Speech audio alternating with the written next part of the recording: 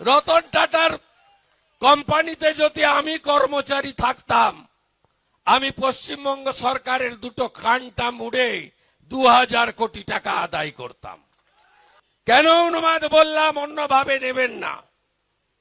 Flat বাড়িতে থাকেন, কখন চাষ হয়, কখন জল লাগে, কখন বেনতলা ফেলতে হয়, কখন রোপণ হয়, কখন কাটতে হয়, আলুতে কখন বীজ পুঁততে হয়, কখন জল লাগে, কখন সার লাগে, একটাও আইডিয়া উনার নেই।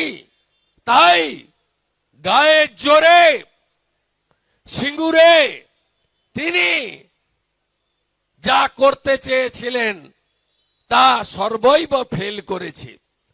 আমি মনে করি প্রয়াত রতন টাটার কোম্পানি তিনি দয়া করেছেন মাত্র 766 কোটিতে ফয়সলা।